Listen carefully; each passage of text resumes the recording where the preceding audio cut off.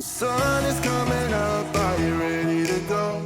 We can take a ride, we'll be the boss, cause I'll go where you go. I'll take you to a place we can see it all. Hi guys, good morning, good afternoon, good evening, depending on where in the world you're watching me from.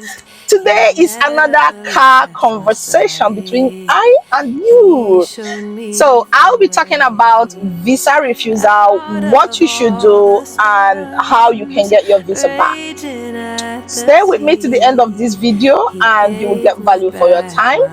Okay, if you have not subscribed to my channel, please do well to hit the subscribe button, and if you already subscribed, thank you. And yes, let's dive into the topic of today. So first of all, visa refusals are for so many reasons. The visa officer will tell you the reason why he or she is not convinced that you should have the visa. Now, there are different scenarios. We can't talk about all the different reasons, right? But we can just touch some of them for today. So let's say, for instance, your visa is refused based on, random, normal. I don't believe that I don't believe you will leave Canada at the end of your stay. I don't think you meet the eligibility criteria for the visa you have applied. Yada yada yada, something like that. That one is a simple case, right? Order your GCMS notes. Know why exactly he said, I don't believe you meet the eligibility criteria. And you cannot, you can still get your visa back. It doesn't mean that if they tell you that, that's the end of it.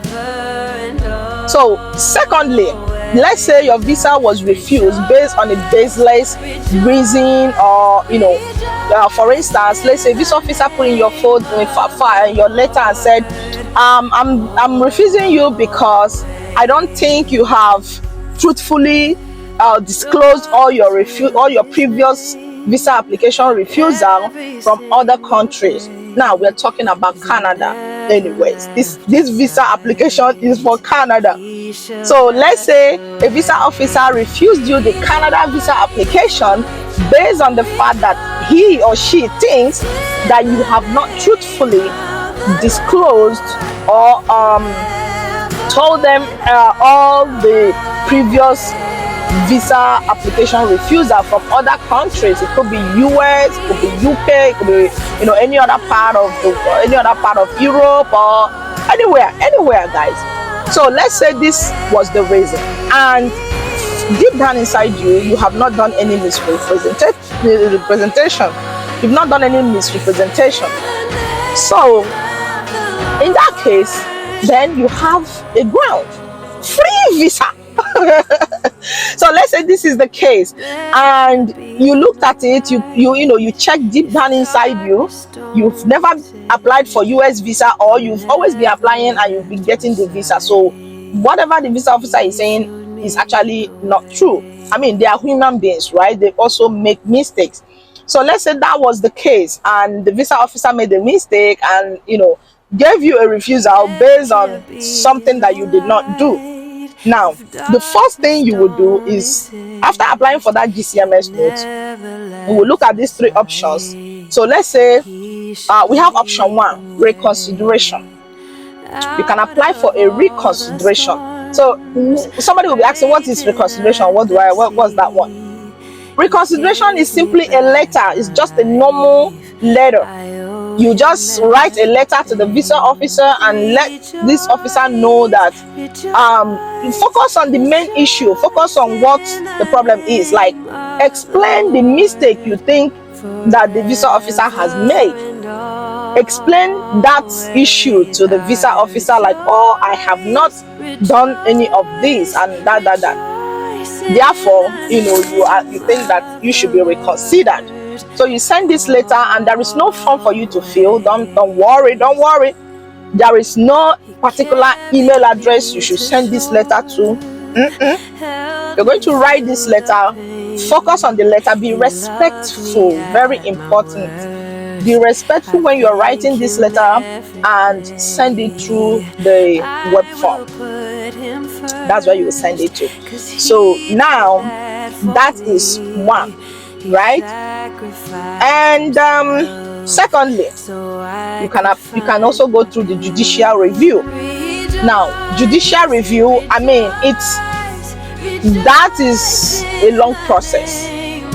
For me personally, I would say if you have used every other means and it didn't work, and you think that you actually qualify for this visa and they're just rejecting you on a baseless factor, then you can go for judicial review. And now when it comes to judicial review, you're not doing it by yourself, you're not getting your agent to do it for you, you're not employing a consultant to do it for you.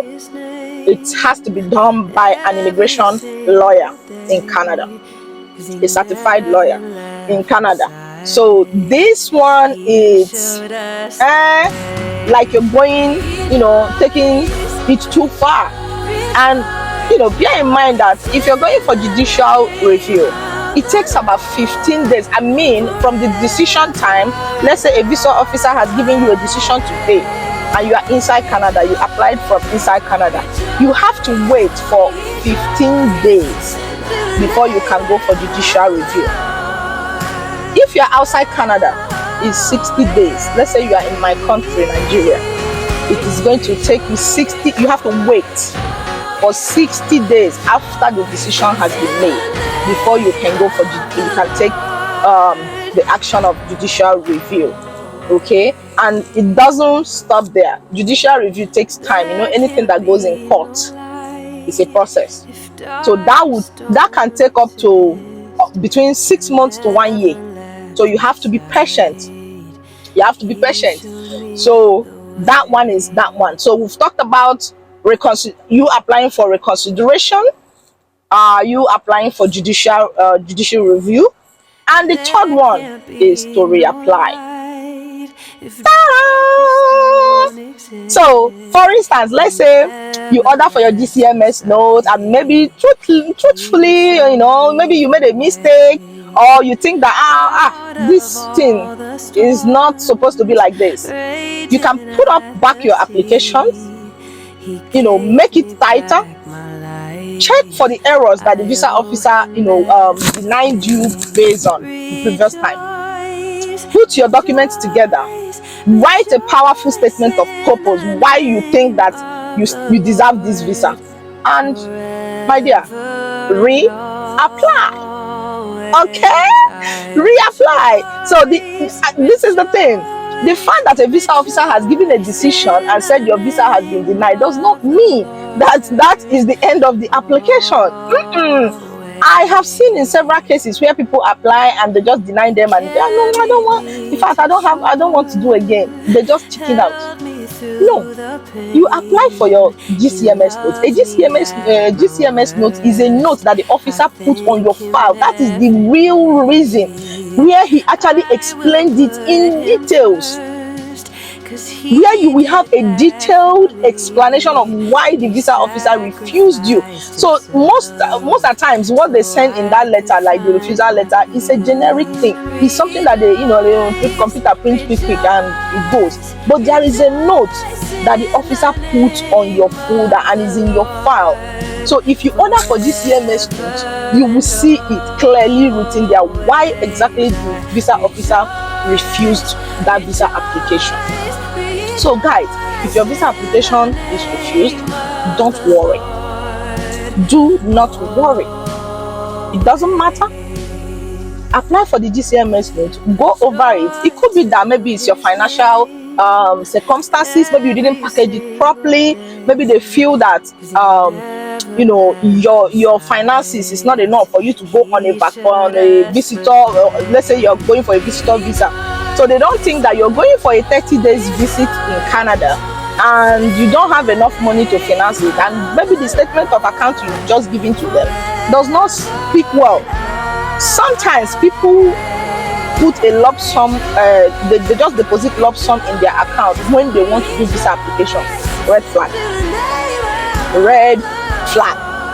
You cannot just wake up and just, maybe your account has been having 500,000, 500 here and there, 1,000 here and there. All of a sudden, you just boom, the you now put $10,000 or 10 million naira. Since I'm from Nigeria, so I will use those two. So let's say, for instance, you wake up one day and then you say, oh, because you want to print your statement of account, you just go in and lodge in 10 million. A visa officer will take a look at your opening balance, flow of the account. If there is no consistency, he would refuse you based on financial ground.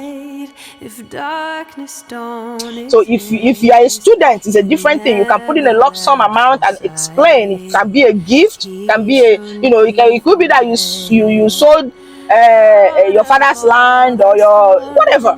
That's kind of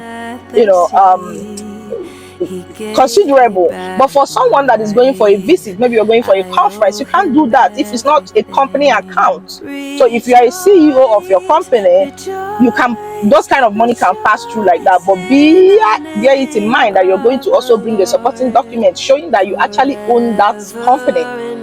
You understand?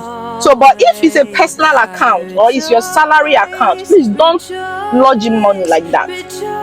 If you want to lodge in money, you can lodge in money 6 months out before your application and leave it there. Then be consistent with your salary, so it will look like, oh, you've been having savings over the time. Okay, but please do not just lodge in money, because this will signal a red flag to the visa officer, and he will just refuse you. He will think that, oh, you just lodge in money, and that is not acceptable. Okay, so please bear in mind, these are the common reasons why visas are refused.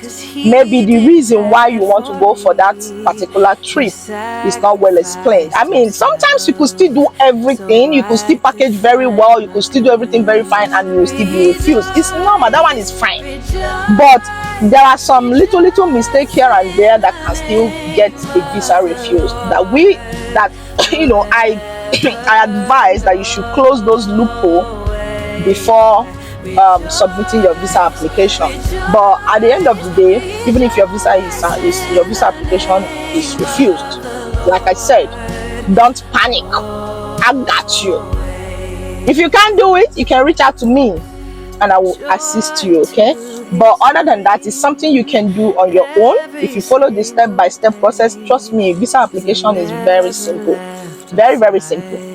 So you can get it done, you can get your visa back, you can look at what the visa officer is saying and then correct those things and resubmit your application, reapply your application, because that is what's up.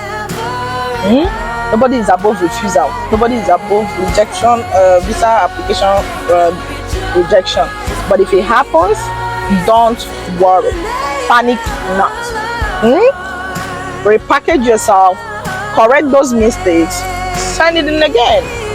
Okay, so that will be all for today, guys. If you have not subscribed, please help me to hit the subscribe button, like, please comment, share this video to other people. Some people might not have access to this video, so it will be a very great honor for you to share this video to anybody you know.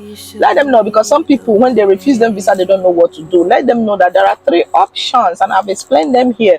I will try as much as possible to put some words in the description box, so that in case you don't, maybe my Nigerian accent does not allow you to understand what I'm saying. So that way you can read and it's still the same. So thank you guys for sticking with me to the end of this video. We'll just draw the card in here and I will see you again very, very soon. So let me know if there is any other topic you want me to touch on. I will be more than happy to talk about it, to explain it, so that other people will learn from that topic. So it doesn't mean if a topic does not resonate with you, you just pass it on, please, guys, pass it on. It will also help it will help the channel to grow. Hit the like button. They will not charge you. It's for free. Trust me, hit the subscribe hit the subscribe button, like this video if you think I have tried my best to explain this topic. So please hit the like button, comment in the comment section, and God bless you all. Peace and love. I will put him